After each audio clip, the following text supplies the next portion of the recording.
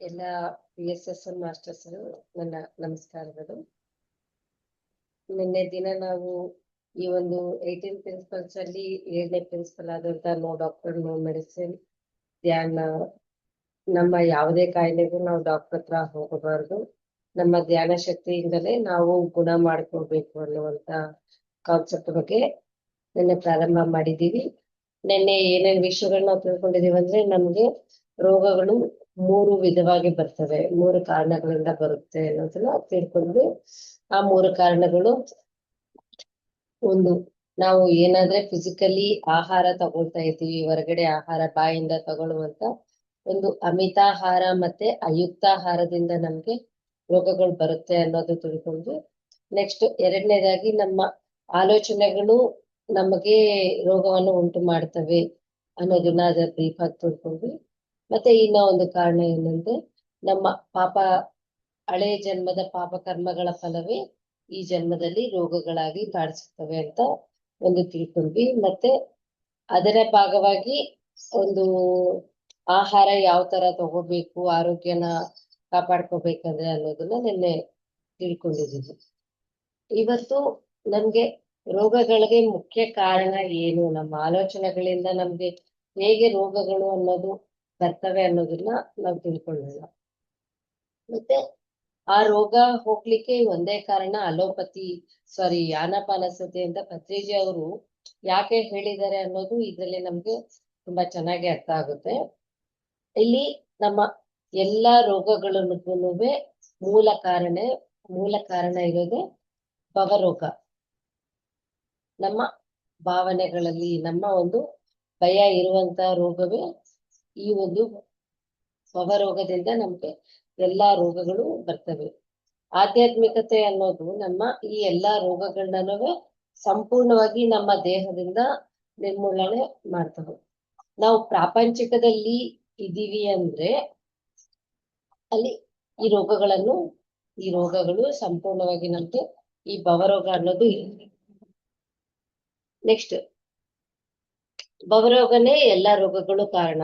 ಈ ಒಂದು ಭವರೋಗ ಹೋಯ್ತು ಅಂದ್ರೆ ನಮ್ಮ ದೇಹದಿಂದ ಎಲ್ಲಾ ರೋಗಗಳು ಹೋಗ್ತವೆ. ಮತ್ತೆ ಯಾವ ರೋಗ ಆದ್ರೂ ನಮ್ಮ ದೇಹಕ್ಕೆ ಬಂದಿರುವಂತ ಪ್ರತಿಯೊಂದು ರೋಗನೂ ನಮ್ಗೆ ನೋವು ಮಾಡ್ತೈತೆ, ನಮ್ಗೆ ದುಃಖ ಅನ್ನೋದನ್ನ ನಮ್ಗೆ ಆ ರೋಗ ಕೊಡ್ತಾ ಹೋಗುತ್ತೆ. ನೆಕ್ಸ್ಟ್ ಇಲ್ಲಿ ಎಲ್ಲಾ ರೋಗಗಳು, ತಲೆನೋವಿನಿಂದ ಹಿಡಿದು ಕ್ಯಾನ್ಸರ್ ವರ್ಗು ಪ್ರತಿಯೊಂದು ರೋಗಕ್ಕೂ ಕಾರಣ ಭವರೋಗ ಅಂತ ಪತ್ರಿಜಿ ಅವರು ಹೇಳ್ತಾರೆ. ಭವರೋಗ ಹೋದ್ರೆ ಎಲ್ಲಾ ರೋಗಗಳು ಹೋಗ್ತಾ ಇರುತ್ತೆ.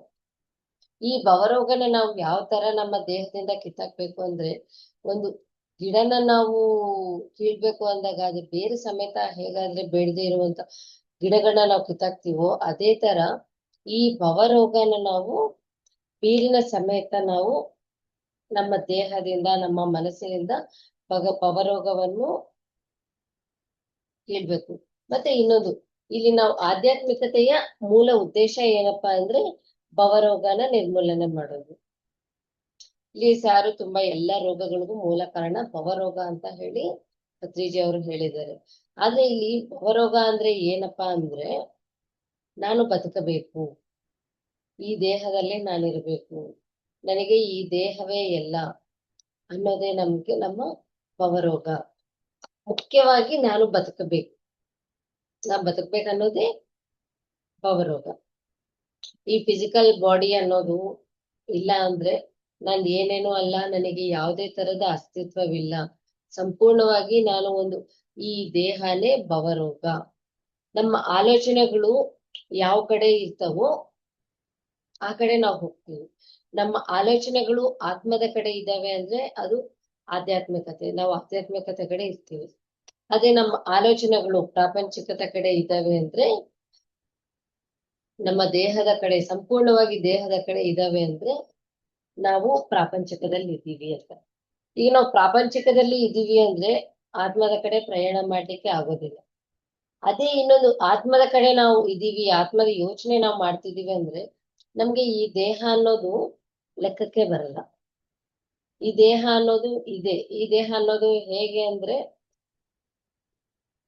ನಾವು ಬಟ್ಟೆ ಹಾಕೊಳ್ತೀವಿ, ಬಟ್ಟೆ ಅದು ಸ್ವಲ್ಪ ಅರ್ಧೋಯ್ತು, ಏನಾದ್ರು ಹಳೇದಾಯ್ತು ಅಂದಾಗ ನಾವು ಬಟ್ಟೆನ ಯಾವ ತರ ಬಿಚ್ಚಿ ಬಿಸಾಕಿ ಹೊಸ ಬಟ್ಟೆನ ಹಾಕೊಳ್ತೀವೋ, ಅದೇ ತರ ನಮಗೆ ಅಂದ್ರೆ ಇಲ್ಲಿ ನಾವು ಅಂದ್ರೆ ನಾನು ದೇಹ ಅಲ್ಲ, ನಾನು ಆತ್ಮ ಅಂತ ನಮ್ಗೆ ತಿಳಿಸೋದೇ ಆಧ್ಯಾತ್ಮಿಕತೆ.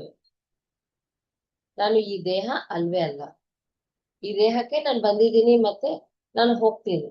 ಈ ದೇಹದಲ್ಲಿ ನಾವು ಸಂಪೂರ್ಣವಾಗಿ ನಾವ್ ಯಾರು ಇರೋದಿಲ್ಲ ಅನ್ನೋದು ಗೊತ್ತು. ಆದ್ರೂನುವೆ ನಮ್ಗೆ ಈ ದೇಹದ ಮೇಲೆ ಒಂದು ಮೋಹ ಅನ್ನೋದು ಇರುತ್ತೆ, ಮತ್ತೆ ವ್ಯಾಮೋಹ ಅನ್ನೋದು ತುಂಬಾ ಜಾಸ್ತಿ ಇರುತ್ತೆ. ಇಲ್ಲಿ ಮೋಹ ಅಂದ್ರೆ ನಾವು ದೇಹನ ನಾವು ಇಷ್ಟ ಪಡ್ತಾ ಇರ್ತೀವಿ, ಅದ್ರ ಮೇಲೆ ದೇಹದ ಮೇಲೆ ನಾವು ಆಸೆ ಇಟ್ಕೊಂಡಿರ್ತೀವಿ. ಆದ್ರೆ ವ್ಯಾಮೋಹ ಅನ್ನೋದು ಅತಿಯಾದ ಮೋಹ, ಅತಿಯಾದ ದೇಹದ ಬಗ್ಗೆ ಆಸೆಯನ್ನು ನಾವು ಇಟ್ಕೊಂಡಿರ್ತೀವಿ. ಸೊ ನಮಗೆ ಈ ದೇಹದ ಬಗ್ಗೆ ತುಂಬಾ ಅಂದ್ರೆ ತುಂಬಾ ವ್ಯಾಮೋಹ ಇದೆ. ಆ ವ್ಯಾಮೋಹವನ್ನು ನಮ್ಮಿಂದ ತೆಗೆಯೋದೇ ಆಧ್ಯಾತ್ಮಿಕತೆ. ಅದೇ ನಾನು ದೇಹ ಅಲ್ಲ, ನಾನು ಶರೀರವಲ್ಲ, ನಾನು ಆತ್ಮ ಅಂತ ತಿಳಿಸುವುದೇ ಆಧ್ಯಾತ್ಮಿಕತೆ. ಇದು ನಮ್ಗೆ ನಾನು ದೇಹ ಅಲ್ಲ ಆತ್ಮ ಅಂತ ಸುಮ್ಮನೆ ನಾವು ಕೇಳ್ತೀವಿ, ಸಜ್ಜನ ಸಾಂಗತ್ಯ ಮಾಡ್ತೀವಿ ಅಂದ್ರೆ ನಮ್ಗದು ಜಸ್ಟ್ ನಾವು ಕೇಳ್ತೀವಿ, ಅರ್ಥ ಮಾಡ್ಕೊಳ್ಲಿಕ್ಕೆ ಪ್ರಯತ್ನ ಮಾಡ್ತೀವಿ. ಬಟ್ ನಾನು ಆತ್ಮ ಅನ್ನೋದು ನಮ್ಗೆ ಅನುಭವ ಆಗಬೇಕು. ಯಾವಾಗ ನಮ್ಗೆ ಅನುಭವ ಆಗುತ್ತೆ ಅವಾಗ ನಾವು ಆಧ್ಯಾತ್ಮಿಕತೆಯಲ್ಲಿ ಇದ್ದೀವಿ ಅಂತ ಅರ್ಥ. ಈ ದೇಹದ ಮೇಲೆ ಸಂಪೂರ್ಣವಾಗಿ ವ್ಯಾಮೋಹ ಅನ್ನೋದು ಹೋಗುತ್ತೆ. ಈ ಪ್ರಾಪಂಚಿಕದಲ್ಲಿರೋರ್ಗೆ ಈ ದೇಹನೇ ಅಸ್ತಿತ್ವ. ಈ ದೇಹ ಬಿಟ್ಟರೆ ಇಲ್ಲ ಬೇರೆ ಏನೂ ನಮ್ಮ ಕಣ್ಣಿಗೆ ಕಾಣೋದಿಲ್ಲ. ಎಲ್ಲಿವರೆಗೂ ಅಂದ್ರೆ ನಾವು ಪ್ರಾಪಂಚಿಕತೆಯಲ್ಲಿ ಇರೋವರೆಗೂ ನಮ್ಗೆ ದೇಹ ಒಂದೇ ಕಾಣುತ್ತೆ. ಇಲ್ಲಿ ನಾನು ಅಂದ್ರೆ ಬರೀ ದೇಹ ಬಿಟ್ಟು ಬೇರೆ ಏನೂ ಅಲ್ಲ. ನಾವು ದೇಹವನ್ನ ಹೇಗೆ ನೋಡ್ತೀವಂದ್ರೆ ಬರೀ ನಮ್ಮ ದೇಹದಲ್ಲಿರುವಂತ ಭಾಗಗಳನ್ನಷ್ಟೇ ನೋಡ್ತೀವಿ. ಕಾಲು, ಕೈ, ಕಿಡ್ನಿ, ಕಣ್ಣು, ಲಿವರು, ಹಾರ್ಟು, ಲಂಗ್ಸು, ಬರೀ ಇವುಗಳನ್ನೇ ನಾವು ಎಲ್ಲಿಯವರೆಗೂ ನಾವು ದೇಹದಲ್ಲಿ ನೋಡ್ತಾ ಹೋಗ್ತೀವಿ ಅಲ್ಲಿಯವರೆಗೂ ನಾವು ಆಧ್ಯಾತ್ಮಿಕತೆಗೆ ಹೋಗ್ಲಿಕ್ಕೆ ಆಗೋದಿಲ್ಲ. ನೆಕ್ಸ್ಟ್ ನಾವು ಯಾವಾಗಾದ್ರೆ ನೋಡಿ ಇಲ್ಲಿ ಆಧ್ಯಾತ್ಮಿಕತೆ, ಸ್ಪಿರಿಚುಯಾಲಿಟಿ ಮತ್ತೆ ಆತ್ಮವಿಜ್ಞಾನ ಇವುಗಳನ್ನ ನಾವು ಯಾವಾಗ ನಾವು ತಿಳ್ಕೊಳ್ಲಿಕ್ಕೆ ಸ್ಟಾರ್ಟ್ ಮಾಡ್ತೀವಿ ಅವಾಗ ನಮ್ಮಲ್ಲಿ ಸ್ವಲ್ಪ ಸ್ವಲ್ಪವಾಗಿ ಇದು ನಾನು ದೇಹವಲ್ಲ ಅನ್ನೋದು ನಮ್ಗೆ ಅರ್ಥ ಆಗುತ್ತೆ. ನೆಕ್ಸ್ಟ್ ಇನ್ನ ಒಂದೇನಂದ್ರೆ ಯದ್ಭಾವಂ ತದ್ಭವತಿ ಅಂತ ಶ್ರೀಕೃಷ್ಣರು ಹೇಳಿದರು.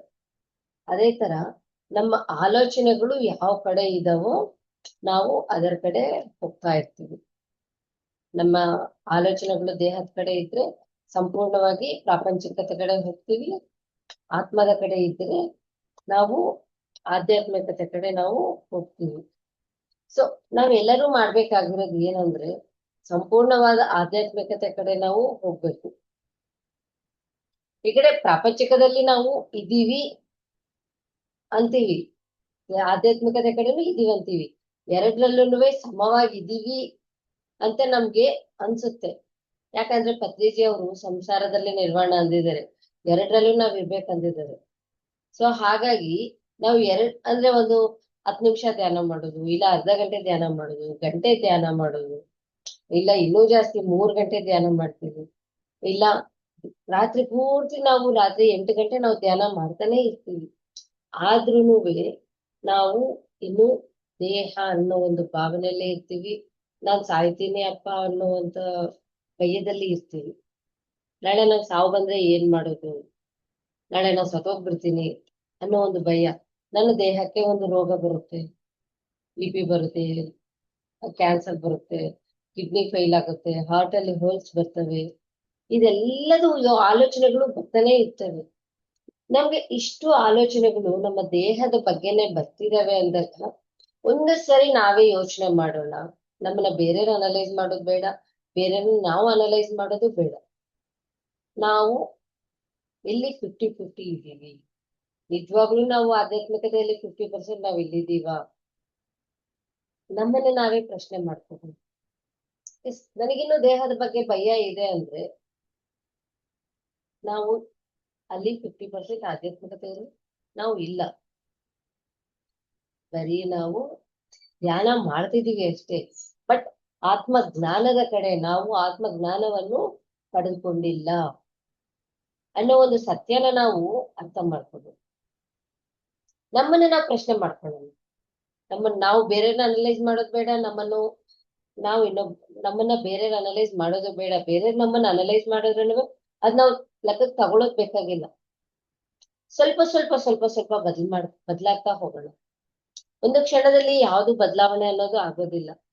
ಒಂದು ಸಾಧನೆ ಎಷ್ಟು ಹೆಚ್ಚು ನಾವು ಮಾಡ್ತಾ ಹೋಗ್ತೀವಿ, ಅವಾಗ ನಾವು ಆತ್ಮ ಜ್ಞಾನವನ್ನು ನಾವು ಪಡಿತೀವಿ. ಇಲ್ಲಿ ನಾವು ಬರೀ ಆಧ್ಯಾತ್ಮಿಕತೆ ಅನ್ನೋ ಪದವನ್ನ ನಾವು ಬಳಸ್ತಾ ಇದ್ದೀವಿ ಬಿಟ್ರೆ, ನಾವು ಕಲಿಯಬೇಕಾಗಿರೋದು, ಈ ಆಧ್ಯಾತ್ಮಿಕತೆಯಿಂದ ಕಲಿಯಬೇಕಾಗಿರೋದು ಆಧ್ಯಾತ್ಮಿಕ ಜ್ಞಾನ. ಈ ಒಂದು ಆಧ್ಯಾತ್ಮಿಕ ಜ್ಞಾನ ನಮ್ಗೆ ಎಲ್ಲಿಂದ ಬರುತ್ತೆ ಅಂದ್ರೆ, ಬರೀ ಒಂದು ಆತ್ಮಜ್ಞಾನದಿಂದ, ಅನುಭವದಿಂದ ಮಾತ್ರ ನಮ್ಗೆ ಇದೊಂದು ಆತ್ಮಜ್ಞಾನ ಸಂಪೂರ್ಣವಾಗಿ ಬರುತ್ತೆ. ಬರೀ ಧ್ಯಾನ ಮಾಡ್ತೀವಿ, ಬರೀ ಸತ್ಸಂಗ ಮಾಡ್ತೀವಿ, ಅವು ಎಲ್ಲವೂ ಮಾಡ್ತಾ ಹೋದಂಗಿಲ್ಲ ನಮ್ಗೆ ಜ್ಞಾನ ಅನ್ನೋದು ಸಿಗುತ್ತೆ. ಸತ್ಸಂಗ ಸ್ವಾಧ್ಯಾಯದಿಂದ ಜ್ಞಾನ ಅನ್ನೋದು ಸಿಗುತ್ತೆ. ಆದ್ರೆ ನಮ್ಗೆ ಆತ್ಮಜ್ಞಾನ ಹೆಚ್ಚಾಗೋದು ಒಂದು ಅನುಭವದಿಂದ. ನಮ್ಗೆ ಧ್ಯಾನ ಮಾಡ್ತಾ ಹೋದಂಗೆಲ್ಲ ನಮ್ಮಲ್ಲಿ ಆತ್ಮಜ್ಞಾನ ಅನ್ನೋದು ಹೆಚ್ಚಾಗುತ್ತೆ. ಯಾವಾಗ ನಮ್ಗೆ ಆತ್ಮಜ್ಞಾನ ಹೆಚ್ಚಾಗುತ್ತೆ, ಅವಾಗ ನಮ್ಮ ದೇಹಕ್ಕೆ ಈ ಒಂದು ಸಾವಿನ ಭಯ ಅನ್ನೋದು ಹೋಗುತ್ತೆ. ಯಾವಾಗ ಈ ಸಾವಿನ ಭಯ ನಮ್ಗೆ ಹೋಗುತ್ತೆ, ಅವಾಗ ಈ ದೇಹ ನಾನಲ್ಲ ಅನ್ನೋದು ಸಂಪೂರ್ಣವಾಗಿ ಅರ್ಥ ಆಗುತ್ತೆ. ನಮ್ಗೆ ಅವಾಗ ಯಾವುದೇ ರೋಗನೂ ಬರೋದಿಲ್ಲ. ಯಾವ ರೋಗ ಬಂದ್ರೂ ಬಂದ್ ಹಂಗೆ ಹೋಗ್ತಾ ಇರುತ್ತೆ. ದಾರಿಯಲ್ಲಿ ಹಿಂಗೆ ಯಾವ ತರ ವೆಹಿಕಲ್ಸ್ ಟ್ರಾವೆಲ್ ಮಾಡ್ತಿದ್ರೆ ನಾವು ನೋಡ್ತಾ ಇರ್ತೀವಿ, ಅದೇ ತರ ನಮ್ಮ ದೇಹಕ್ಕೆ ರೋಗ ಬಂದ್ರೂ ಬಂದಿದೆ ಹೋಗುತ್ತೆ ಅನ್ನುವಂತ ಜ್ಞಾನದಲ್ಲಿ ನಾವು ಇರ್ತೀವಿ. ಇದು ಧೈರ್ಯ ಅಲ್ಲ, ಇದು ಆತ್ಮಜ್ಞಾನ. ರೋಗ ಬರುತ್ತೆ ಹೋಗುತ್ತೆ ಅನ್ನುವಂತ ಇರುತ್ತಲ್ವಾ, ಅದು ಆತ್ಮಜ್ಞಾನ. ನೆಕ್ಸ್ಟ್, ನಾವು ಈ ದೇಹದ ಮೇಲೆ ಯಾವ ತರ ನಾವು ಇರ್ಬೇಕು ದೇಹದಲ್ಲಿ ಅಂದ್ರೆ, ಅತ್ರೇಜಿ ಅವರು ತುಂಬಾ ಅದ್ಭುತವಾಗಿ ತಿಳಿಸಿದ್ದಾರೆ. ನಾವು ದೇಹಕ್ಕೆ ಬಟ್ಟೆ ಯಾವ ತರ ಹಾಕೊಳ್ತೀವಿ, ಅದೇ ತರ ಈಗ ನಾವು ಬಟ್ಟೆ ಹಾಕೊಂಡಿದೀವಿ. ನಮ್ಮ ದೇಹಕ್ಕೂ ಬಟ್ಟೆಗೂ ದೇಹಕ್ಕೂ ಬೆರ್ತಿದೆ ಅನ್ಸುತ್ತೆ, ಬಟ್ ಅವೆರಡು ಒಂದಾಗಿಲ್ಲ. ಅದೇ ತರ ಆತ್ಮ ಮತ್ತೆ ದೇಹ ಒಂದೇ ತರ ಇದಾವೆ, ಒಂದೇದ್ರಲ್ಲಿ ಇದಾವೆ ಅನ್ಸುತ್ತೆ, ಬಟ್ ಆತ್ಮ ಮತ್ತೆ ದೇಹ ಅವು ಎರಡನ್ನೂ ಬೆರ್ತಿಲ್ಲ. ಮತ್ತೆ ಈಗ ನೋಡಿ, ಲೋಟಸ್ ಮೇಲೆ, ತಾವರೆ ಹೂವಿನ ಎಲೆ ಮೇಲೆ ನೀರಿರುತ್ತೆ, ನೀರಿದ್ದಂಗಿರುತ್ತೆ, ಅದ್ರ ಮೇಲೆ ನೀರಿದೆ ಅಂತ ಕಾಣುತ್ತೆ, ಬಟ್ ಅವೆರಡು ಒಂದಾಗಿ ಇಲ್ಲ. ಅದೇ ತರ ನಾವು ಹೆಂಗೆ ಬಟ್ಟೆನ, ಅರ್ಧೋಗಿರೋ ಬಟ್ಟೆನ ಮತ್ತೆ ಕೊಳಕಾಗಿರೋ ಬಟ್ಟೆನ, ಹಳೆ ಬಟ್ಟೆನ ನಾವು ಯಾವ ತರ ಬಿಸಾಕ್ತಿವೋ, ಅದೇ ತರ ನಮ್ಮ ಆತ್ಮ ಅನ್ನೋದು ಈ ದೇಹವನ್ನು ಅದೇ ತರ ಬಿಟ್ಟು ಬೇರೆ ಒಂದು ಹೊಸ ಶರೀರವನ್ನ ತಗೊಳುತ್ತೆ. ಯಾವಾಗ ನಮ್ಮ ಶರೀರ ಹಳೇದಾಗುತ್ತೆ, ಯಾವಾಗ ಅದು ಕಿತ್ತೋಗಿರುತ್ತೆ ಅಂತ ಒಂದು ಸಂದರ್ಭದಲ್ಲಿ, ಕಿತ್ತೋಗೋದು ಅಂದ್ರೆ ರೋಗಗಳು ಬರೋದು, ಈ ತರ ಯಾವ್ದಕ್ಕೂ ದೇಹದ ಉಪಯೋಗ ಮುಗಿದ ಮೇಲೆ ಆತ್ಮ ಆ ದೇಹವನ್ನು ಬಿಟ್ಟು ಹೋಗುತ್ತೆ. ನಾವು ದೇಹದಲ್ಲಿ ಇದ್ದಾಗ ದೇಹದಲ್ಲಿ ಇದೀವಿ ಅನ್ನೋ ತರ ಜೀವಿಸ್ಬೇಕು, ಬಟ್ ಆ ದೇಹನೇ ನಾನು ಅನ್ನೋ ಒಂದು ಭ್ರಮೆಯನ್ನ ನಾವು ತೆಗೆದು ಬಿಡ್ಬೇಕು.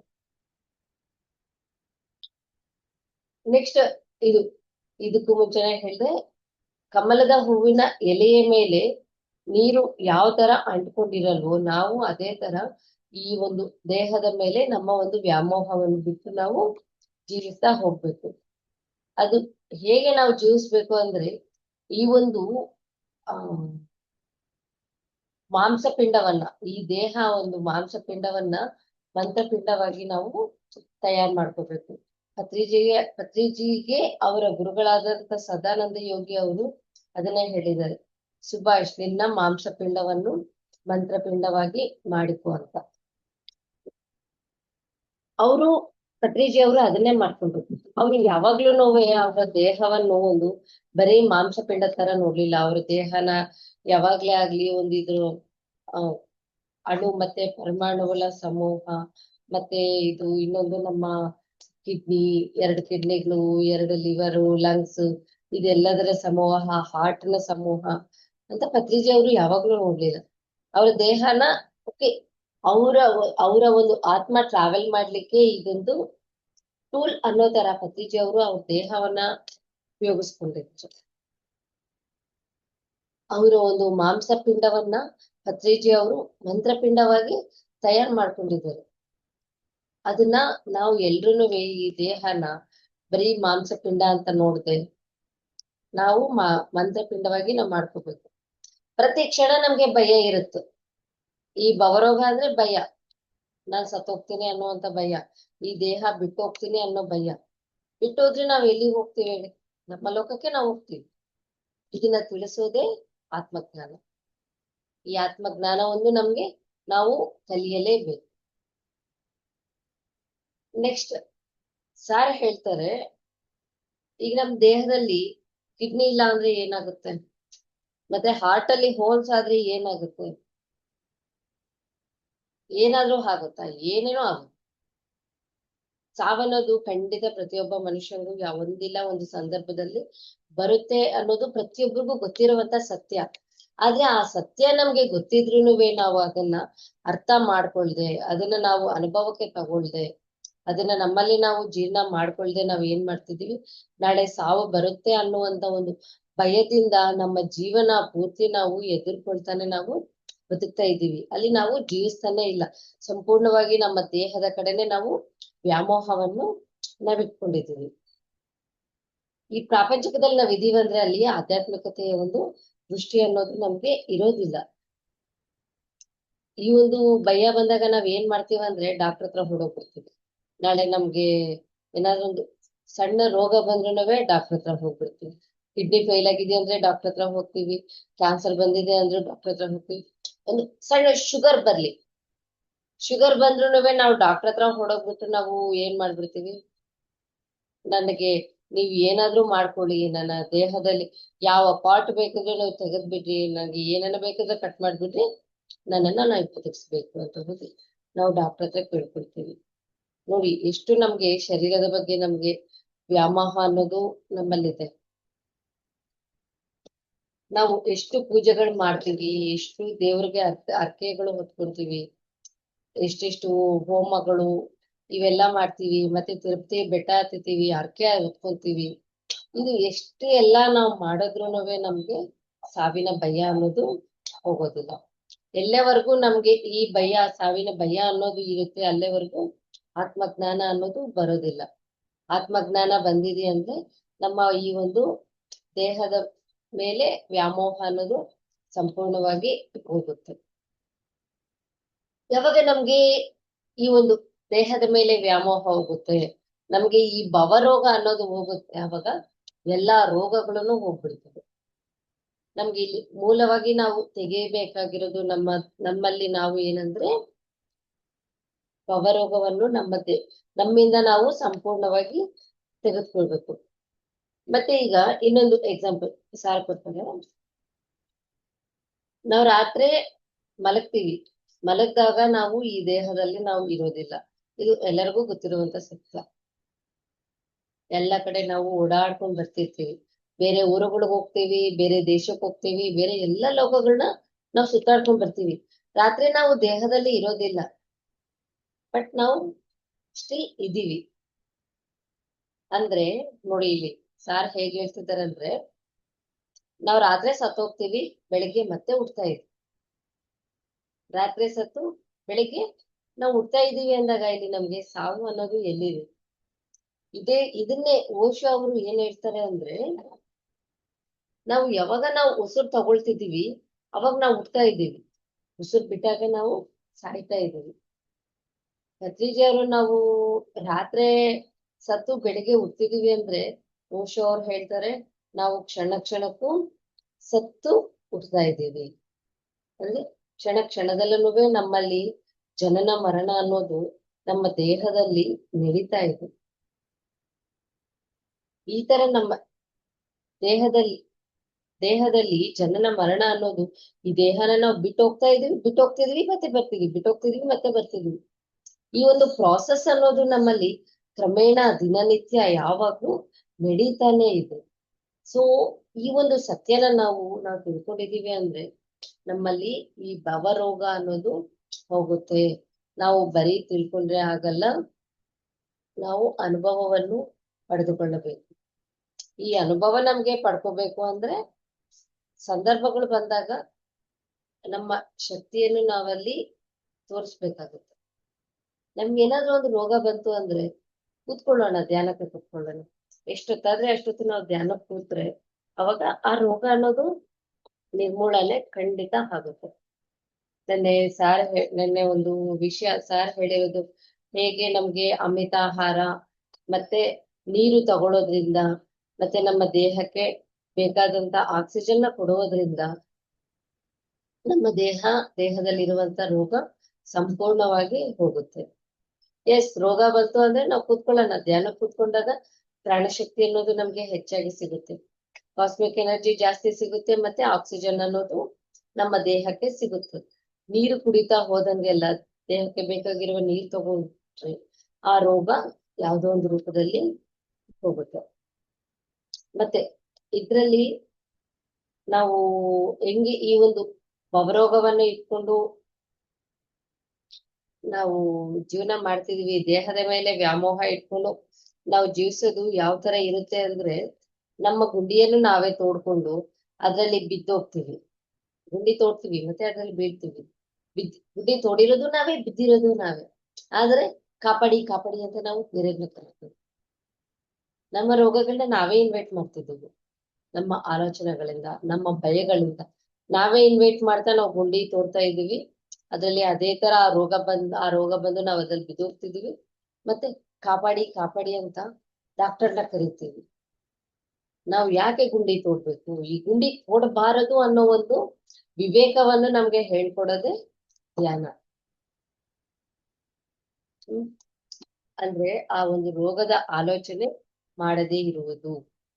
ಈ ದೇಹದ ರೋಗಗಳನ್ನ ನಾವು ಯಾವಾಗಾದ್ರೆ ನಾವು ಆಲೋಚನೆಗಳಿಂದ ಕರೆಯೋದಿಲ್ವೋ ಅವಾಗ ನಮ್ಗೆ ಯಾವುದೇ ರೋಗ ಅನ್ನೋದು ಬರೋದಿಲ್ಲ, ನಮ್ಮ ಗುಂಡಿಯಲ್ಲಿ ನಾವು ಬೀಳೋದು ಇಲ್ಲ, ಡಾಕ್ಟರ್ ಹತ್ರ ಹೋಗುವಂತ ಸಂದರ್ಭನು ಮತ್ತೆ ಬರುವುದಿಲ್ಲ.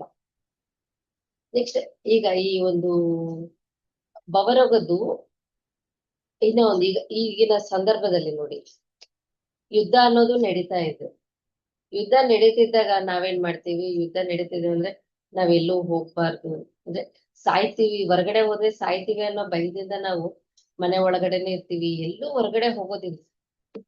ಎಲ್ಲೂ ಹೊರಗಡೆ ಹೋಗದೆ ನಾವು ಒಳಗಡೆ ಇದ್ದಾಗ ಯಮಧರ್ಮರಾಜಂಗೆ ಹೇಳಿ, ನಮ್ಮ ಮನೆ ಅಡ್ರೆಸ್ ಗೊತ್ತಿರಲ್ಲ, ಯಮಧರ್ಮರಾಜ ಅಲ್ಲಿಗೆ ಬರ್ದಿರನೇ ಇರ್ತಾರ ಹೇಳಿ.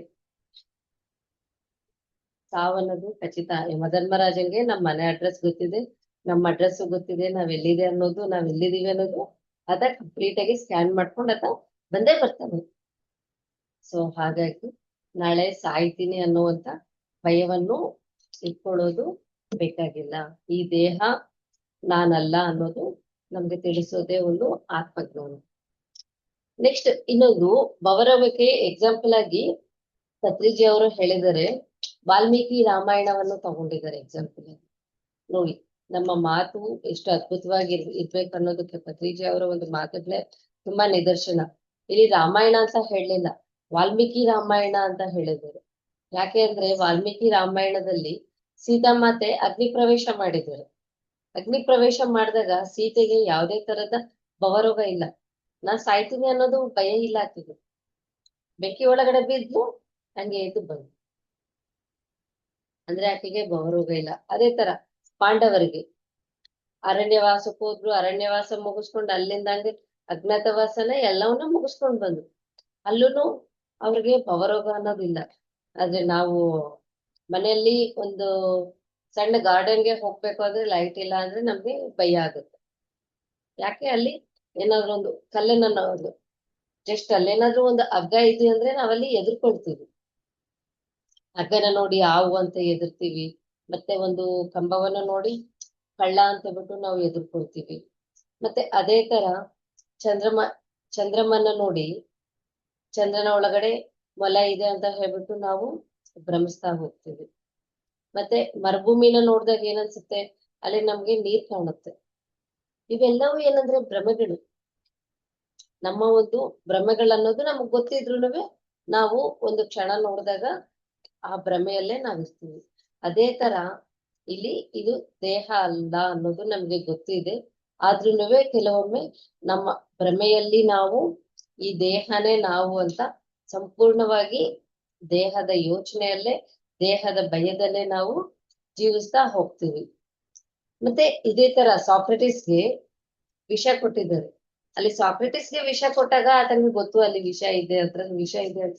ಆದ್ರೂನು ಆತ ಕುಡ್ದಿದ್ದಾನೆ. ಆದಂಗೆ ನಾನ್ ಸತ್ತೋಗ್ತೀನಿ ಅನ್ನುವಂತ ಭಯ ಇಲ್ಲ. ಮತ್ತೆ ದಯಾನಂದ ಸರಸ್ವತಿ ಅವ್ರಿಗೆ ಗಾಜಿನ ಪುಡಿ ಕೊಟ್ಟಿದ್ದಾರಂತೆ ತಿನ್ಲಿಕ್ಕೆ.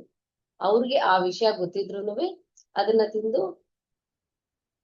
ಕಂಪ್ಲೀಟ್ ಆಗಿ ಅವ್ರು ತಿನ್ಬಿಟ್ಟಿದ್ದಾರೆ. ಅವ್ರಿಗಲ್ಲಿ ಭಯ ಅನ್ನೋದಿಲ್ಲ, ನಾನ್ ಸಾಯ್ತೀನಿ ಅನ್ನೋ ಭಯ ಇಲ್ಲ. ಯಾಕಂದ್ರೆ ಅಲ್ಲಿ ಹೋಗೋದು ಬರೀ ದೇಹನ ಮಾತ್ರ ನಾವು ಬಿಟ್ಟೋಗ್ತಿದ್ವಿ, ಇಲ್ಲಿ ನಾವು ಸಾಯ್ತಾ ಇಲ್ಲ. ನೆಕ್ಸ್ಟ್ ಜೀಸಸ್ ಕ್ರೈಸ್ಟ್ ಬಗ್ಗೆ ನಮಗ್ ಗೊತ್ತಿದೆ. ಜೀಸಸ್ ಕ್ರೈಸ್ಟ್ ಅವ್ರಿಗೆ ಮಳೆಗಳೆಲ್ಲ ಹೊಡೆದ್ರು, ಆದ್ರೂ ಅವರು ಹೆದರ್ಕೊಂಡಿಲ್ಲ. ಇದೇ ತರ ನಮ್ ಕಣ್ಮುಂದೆ ಎಷ್ಟೋ ಎಕ್ಸಾಂಪಲ್ಸ್ ಇದಾವೆ. ಈ ಒಂದು ನಾನು ದೇಹ ಅಲ್ಲ ಅಂತ ತಿಳ್ಕೊಂಡಿರೋವಂತ ಎಷ್ಟೋ ಯೋಗಿಗಳು ನಮ್ ಕಣ್ಮುಂದೆ ತುಂಬಾ ಜನದ ಬಗ್ಗೆ ನಾವು ತಿಳ್ಕೊಂಡಿದೀವಿ. ಅವ್ರ ಬಗ್ಗೆ ನಮಗ್ ಗೊತ್ತಿದೆ. ಅವರನ್ನ ನಾವು ಆದರ್ಶವಾಗಿ ತಗೊಂಡು ನಮ್ಮಲ್ಲಿ ಈ ಒಂದು ಭವರೋಗವನ್ನ ನಾವು ನಮಗೆ ನಾವೇ ಒಂದು ಆತ್ಮಜ್ಞಾನದಿಂದ, ಅನುಭವ ಜ್ಞಾನದಿಂದ ಭವರೋಗನ ನಮ್ಮಿಂದ ನಾವು ಸಂಪೂರ್ಣವಾಗಿ ನಿರ್ಮೂಲನೆ ಮಾಡ್ಬೇಕು. ನೆಕ್ಸ್ಟ್ ಇನ್ನ ಒಂದು ದೀರ್ಘವಾಗಿ ನಾ ಹೇಳೋದೇನಂದ್ರೆ, ನಾವು ಎಷ್ಟೇ ಸತ್ಸಂಗ ಮಾಡಿದರು, ಎಷ್ಟೇ ಸ್ವಾಧ್ಯಾಯ ಮಾಡಿದರು, ಎಷ್ಟು ರಾಮಾಯಣ ಓದಿದ್ರು, ಎಷ್ಟು ರಾಮಾಯಣ ತಿಳ್ಕೊಂಡ್ರು, ಎಷ್ಟು ಭಗವದ್ಗೀತೆಯನ್ನು ನಾವು ಓದಿದರೂನುವೆ ಅದು ಬರೀ ಇನ್ಫಾರ್ಮೇಶನ್ ನಾವು ತಗೊಳ್ತಾ ಇದ್ದೀವಿ. ನಾವು ಆ ಇನ್ಫಾರ್ಮೇಶನ್ ತಗೊಳೋದ್ರಿಂದ ಮೈಂಡ್ ಅಲ್ಲಿ ಸ್ಟೋರ್ ಆಗುತ್ತೆ, ಅದರಿಂದ ಭವರೋಗ ಹೋಗೋದಿಲ್ಲ. ಸೊ ನಾವು ಹೆಚ್ಚೆಚ್ಚು ಧ್ಯಾನ ಮಾಡ್ಕೊಂಡು ಏನಾದ್ರೆ ಶ್ರೀಕೃಷ್ಣ ಹೇಳಿದ್ದಾರೆ, ಏನಾದ್ರೆ ಇದು ಶ್ರೀಕೃಷ್ಣ ಬರೀ ಬಾಯಿ ಮಾತಲ್ಲಿ ನಮ್ಗೆ ಹೇಳಿಲ್ಲ. ಅವ್ರು ಭೂಮಿ ಮೇಲೆ ಬಂದು ಅವರ ಒಂದು ಸಂದರ್ಭವನ್ನು ಸೃಷ್ಟಿ ಮಾಡಿ ನಮ್ಗೆ ಆ ಒಂದು ಅನುಭವ ಪೂರ್ವಕವಾಗಿ ಒಂದೊಂದು ಕ್ಯಾರೆಕ್ಟರ್ಸ್ ರೂಪವಾಗಿ ಶ್ರೀಕೃಷ್ಣ ತೋರಿಸಿದ್ದಾರೆ. ಮತ್ತೆ ಶ್ರೀರಾಮಚಂದ್ರ ಅವರು ಭೂಮಿ ಮೇಲೆ ಬಂದು ಅವರ ಒಂದು ಜೀವನನ ನಮ್ಗೆ ಆದರ್ಶವಾಗಿ ಎಕ್ಸ್ಪೀರಿಯನ್ಸ್ ಮೂಲಕ ಅವರು ತೋರಿಸಿದ್ದಾರೆ. ಅದೇ ತರ ಸಾಯಿಬಾಬಾ, ಶಿರ್ಡಿ ಸಾಯಿಬಾಬಾ, ನಮ್ಗೆಲ್ಲರಿಗೂ ಶಿರ್ಡಿ ಸಾಯಿಬಾಬಾ ಅಂದ್ರೆ ತುಂಬಾ ಇಷ್ಟ. ನಾವು ಧ್ಯಾನಕ್ ಬಂದಿದ್ದೇವೆ ಅಂದ್ರೆ ಶಿರ್ಡಿ ಸಾಯಿಬಾಬಾನ ಯಾವುದೋ ಒಂದು ಸಂದರ್ಭದಲ್ಲಿ ಪೂಜೆ ಮಾಡಿ ಅವ್ರನ್ನ ನೆನಪಿಸ್ಕೊಂಡು 99% ಎಲ್ಲರೂ ಬಂದಿರೋರೆ ಸಾಯಿಬಾಬಾನ ಪೂಜೆ ಮಾಡಿರೋದು. ಶಿರ್ಡಿಗೆ ಹೋಗ್ತೀವಿ, ಶಿರ್ಡಿಗೆ ಹೋಗಿ ನಾವು ರೋಗ ಹೋಯ್ತು. ತುಂಬಾ ಜನ ಬಾಯಲ್ಲಿ ಕೇಳೋ ಮಾತು, ಶಿರ್ಡಿ ಸಾಯಿಬಾಬಾನ ಬೇಡ್ಕೊಂಡ್ಮೇಲೆ ನನಗೆ ರೋಗ ಹೋಯ್ತು, ನನಗೆ ಮನೆ ಬಂತು, ನನಗೆ ಸಂಪತ್ತು ಬಂತು, ನನಗೆ ಮಕ್ಕಳಾದ್ವು, ನನಗೆ ಮದ್ವೆ ಆಯ್ತು, ಈ ತರದನ್ನ ನಾವು ಕೇಳ್ತಾನೇ ಇರ್ತೀವಿ. ಆದ್ರೆ ಶಿರ್ಡಿ ಸಾಯಿಬಾಬಾ ನಮ್ಗೆ ಅವರ ಒಂದು ಜೀವನದ ಚರಿತ್ರೆಯಿಂದ ನಮ್ಗೆ ತೋರಿಸಿದ್ದಾರೆ ಈ ಒಂದು ಶರೀರ ನಾನಲ್ಲ ಅನ್ನೋದನ್ನ ಅವರು ತುಂಬಾ ಅದ್ಭುತವಾಗಿ ತೋರಿಸಿದ್ದಾರೆ. ಯಾರ್ದೋ ಒಬ್ಬರದ ಒಂದು ರೋಗನ ಅವ್ರು ತಗೊಂಡು ಅವರು ದೇಹವನ್ನ ಬಿಟ್ಟೋಗಿದ್ದಾರೆ. ಅವ್ರಲ್ಲೂನುವೆ ಕ್ಲಿಯರ್ ಆಗಿ ಹೇಳಿದ್ದಾರೆ, ನಾನು ದೇಹವನ್ನಷ್ಟೇ ಬಿಡ್ತಾ ಇದ್ದೀನಿ, ನಾನು ಇಲ್ಲೇ ಇದ್ದೀನಿ, ನನಗೆ ಸಾವಿಲ್ಲ ಅಂತ ಸಾಯಿಬಾಬಾ, ಶಿರ್ಡಿ ಸಾಯಿಬಾಬಾ ಅವರು ತುಂಬಾ ಅದ್ಭುತವಾಗಿ ತಿಳಿಸಿದ್ದಾರೆ. ಅವರ ಒಂದು ಜೀವನ ಚರಿತ್ರೆ ನಾವು ಇಷ್ಟು ಪೂಜೆ ಮಾಡುವಂತ ಶಿರ್ಡಿ ಸಾಯಿಬಾಬಾನ ಒಂದು ಜೀವನ ಚರಿತ್ರೆನೇ ನಮ್ಗೆ ಒಂದು ದೊಡ್ಡ ರೋಲ್ ಮಾಡೆಲ್. ಸೊ ಹಾಗಾಗಿ ಮಾಸ್ಟರ್ಸ್, ಇಲ್ಲಿ ಭವರೋಗ ಹೇಗೆ ಹೋಗುತ್ತೆ ಅಂದ್ರೆ, ನಾನು ದೇಹ ಅಲ್ಲ ಆತ್ಮ ಪದಾರ್ಥ ಅಂತ ತಿಳ್ಕೊಂಡಾಗ ಭವರೋಗ ಹೋಗುತ್ತೆ. ಭವರೋಗ ಹೋಗಿದೆ ಅಂದ್ರೆ ನಮ್ಮ ಒಂದು ದೇಹದಲ್ಲಿ ಎಲ್ಲಾ ರೋಗಗಳು ಹೋಗ್ತವೆ, ಯಾವ ರೋಗನುವೆ ಮತ್ತೆ ಬರೋದಿಲ್ಲ. ಮತ್ತೆ ನಮ್ಗೆ ಈ ಭವರೋಗ ಹೋಗಬೇಕು ಅಂದ್ರೆ ಇರುವ ಒಂದೇ ಒಂದು ಮಾರ್ಗ ಅಂದ್ರೆ ಆತ್ಮಜ್ಞಾನ. ಆ ಆತ್ಮಜ್ಞಾನ ನಮ್ಗೆ ಎಲ್ಲಿಂದ ಬರುತ್ತೆ ಅಂದ್ರೆ ಅನುಭವದಿಂದ ಬರುತ್ತೆ.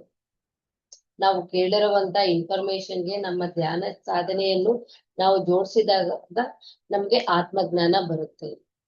ಹೆಚ್ಚೆಚ್ಚು ಧ್ಯಾನ ಮಾಡೋದ್ರಿಂದ ನಮ್ಗೆ ಭವರೋಗ ಹೋಗುತ್ತೆ. ನಾವು ಆತ್ಮ ಪದಾರ್ಥ ಅನ್ನೋದು ತಿಳ್ಕೊತೀವಿ. ಆತ್ಮ ಪದಾರ್ಥ ನಾವು ಅಂತ ತಿಳ್ಕೊಂಡಾಗ ಭವರೋಗ ಸಂಪೂರ್ಣವಾಗಿ ಹೋಗುತ್ತದೆ. ಇದು ಪತ್ರಿಜಿ ಅವರು ಹೇಳಿರುವಂತ ಅದ್ಭುತವಾದ ಸಂದೇಶ. ನಾನ್ ಕೇಳಿ ನಿಮ್ಮೆಲ್ಲರ ಜೊತೆ ಹಂಚ್ಕೊಂಡೆ. ಮತ್ತೆ ಇನ್ನ ಒಂದು ಒಬ್ಬ ಮಾಸ್ಟರ್ ಎಕ್ಸ್ಪೀರಿಯನ್ಸ್ ಹೇಳಿದ್ರು, ಅವ್ರ ಎಕ್ಸ್ಪೀರಿಯನ್ಸ್ ನ ಶೇರ್ ಮಾಡ್ತೀನಿ. ಬ್ಯಾಂಗ್ಳೂರಲ್ಲಿ ರವೀಂದ್ರ ರವೀಂದ್ರ ಸರ್ ಅಂತ ಒಬ್ರಿದ್ದಾರೆ. ಅವರ ಒಂದು ತಂದೆ ಎಕ್ಸ್ಪೀರಿಯನ್ಸ್ ನ ಸೋಲ್ಟಾಕ್ಷನಲ್ಲಿ ಕೇಳಿದ್ದೆ. ಅವರ ತಂದೆಗೆ ಯಾವ್ದೋ ಒಂದು ಕಾಯಿಲೆ ಬಂದಿತ್ತಂತೆ. ಕಾಯಿಲೆ ಬಂದು ಸಂಪೂರ್ಣವಾಗಿ ಅವರು ಬೆಡ್ ರಿಡನ್ ಆಗಿರ್ತಾರೆ. ಅವ್ರಿಗೆ ಒಬ್ಬ ನರ್ಸ್ನ ಯಾವಾಗ್ಲೂನೂ ಒಬ್ಬ ನರ್ಸ್ನ ಇಟ್ಕೊಳ್ಬೇಕಿತ್ತಂತೆ. ಅದಕ್ಕೆ ಪ್ರತಿ ತಿಂಗಳ 25,000 ಸಂಬಳ ಕೊಡ್ತಾ ಇದ್ದಾರೆ. ಇದು ಯಾವಾಗ ಒಂದು 5-6 ಇಯರ್ಸ್ ಬ್ಯಾಕ್ ಸ್ಟೋರಿ. ಅವರ ತಂದೆ ಎಲ್ಲಾ ಹಾಸ್ಪಿಟಲ್ಸ್ ಹೋಗಿದ್ದಾರೆ, ಎಲ್ಲಾ ತರದ ಟ್ರೀಟ್ಮೆಂಟ್ಸ್ ತಗೊಂಡಿದ್ದಾರೆ. ತುಂಬಾ ಅಂದ್ರೆ ತುಂಬಾ ಖರ್ಚು ಮಾಡಿದ್ದಾರೆ. ಅವ್ರ ತಂದೆಗೆ ಹೇಳಿದ್ರಂತೆ ರವೀಂದ್ರ ಸರ್, ನೀವು ಧ್ಯಾನ ಮಾಡಿ ಎಲ್ಲಾ ಹೋಗುತ್ತೆ, ಎಲ್ಲಾ ರೋಗನು ಹೋಗುತ್ತೆ ಅಂದ್ರೆ ಅವ್ರ ತಂದೆ ಕೇಳಲಿಲ್ಲ.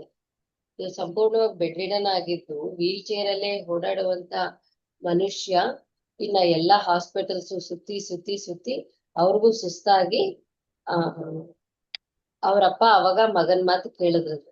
ಸರಿ ಆಯ್ತು, ಎಲ್ಲವನ್ನ ಪ್ರಯತ್ನ ಮಾಡಿದೀನಿ, ನೀನು ಒಂದು ಹೇಳ್ಬಿಡು, ನಾನು ಆ ಪ್ರಯತ್ನ ಮಾಡ್ತೀನಿ ಅಂತ ಹೇಳಿದ್ರು. ಅವಾಗ ಇವರು ರವೀಂದ್ರ ಸರ್ ಧ್ಯಾನ ಹೇಳ್ಕೊಟ್ಟು, ಈ ತರ ಧ್ಯಾನ ಮಾಡಿ ನೀವು ನಿಮ್ಗೆ ಸಂಪೂರ್ಣವಾಗಿ ರೋಗ ಹೋಗುತ್ತೆ ಅಂತ ಹೇಳಿದ್ರೆ ಅವರು ಆಯ್ತು ಅಂತ ಅದನ್ನ ಮಾಡಿದ್ದಾರೆ. ದಿನ ಅವರು 6 ಗಂಟೆ ಧ್ಯಾನ ಮಾಡ್ತಿದ್ರಂತೆ. ಯಾಕಂದ್ರೆ ಅವರ ಒಂದು ರೋಗದ ಪರಿಸ್ಥಿತಿ ಅಷ್ಟು ದೊಡ್ಡದಾಗಿದೆ. ಹೆಚ್ಚು ರೋಗ ಇರೋದ್ರಿಂದ ಅವ್ರಿಗೆ 6 ಗಂಟೆ ನೀನು ದಿನ ಅಂದ್ರೆ ಒಂದ್ ಸಿಟ್ಟಿಂಗ್ 6 ಅವರ್ಸ್, ಒಂದ್ ಸಿಟ್ಟಿಂಗ್ 6 ಅವರ್ಸ್ ನೀವು ಧ್ಯಾನ ಮಾಡ್ಬೇಕಂದಾಗ ಅವ್ರು 6 ಗಂಟೆ ಧ್ಯಾನ ಮಾಡ್ತಾ ಮಾಡ್ತಾ ಮಾಡ್ತಾ ಇದ್ದು ಅವರು ವೀಲ್ ಚೇರ್ ಅಲ್ಲೇ ಇದ್ದವರು ಕೆಲವೇ ದಿನಗಳಲ್ಲಿ ವಾಕರ್ ಇಟ್ಕೊಂಡು ಅವ್ರು ವಾಶ್ರೂಮ್ಗೆ ಹೋಗುವಷ್ಟು ಬದಲಾವಣೆ ಆಗ್ತಿತ್ತು. ಮತ್ತೆ ಅದನ್ನ ಅವ್ರ ಹಂಗೆ ಕಂಟಿನ್ಯೂ ಮಾಡ್ತಾ ಅವರು ವಾಕರ್ನ ತೆಗೆದು ವಾಕಿಂಗ್ ಸ್ಟಿಕ್ ಅಲ್ಲಿ ಅವ್ರು ಒಬ್ಬರೇ ವಾಕ್ ಮಾಡುವಂತ ಸ್ಥಿತಿಗೆ ಅವರು ಬಂದ್ರು. ಅಂದ್ರೆ ನೋಡಿ, ನಮ್ಗೆ ಹೆಚ್ಚು ರೋಗ ಇದ್ದಾಗ ನಾವು ಹೆಚ್ಚು ಧ್ಯಾನ ನಾವು ಮಾಡಬೇಕು. ನಮ್ಗೆ ಎಷ್ಟು ರೋಗ ಇದ್ರೆ ಅಷ್ಟು ದೊಡ್ಡ ಡಾಕ್ಟರ್ ಹತ್ರ ಹೋಗೋದಲ್ಲ, ಎಷ್ಟು ರೋಗ ಇದ್ರೆ ಅಷ್ಟು ಹೆಚ್ಚು ಧ್ಯಾನ ಮಾಡ್ಕೊಂಡ್ರೆ ಎಲ್ಲಾ ರೋಗಗಳು ಹೋಗ್ತವೆ. ಇದೊಂದು ಮಾತನ್ನು ಹೇಳಿ ನನ್ನ ಕ್ಲಾಸನ್ನು ಮುಗಿಸ್ತೀನಿ. ಅವಕಾಶ ಕೊಟ್ಟಿದ್ದಕ್ಕೆ ಎಲ್ಲಾ ಮಾಸ್ಟರ್ಸ್ಗೂ ಧನ್ಯವಾದಗಳು.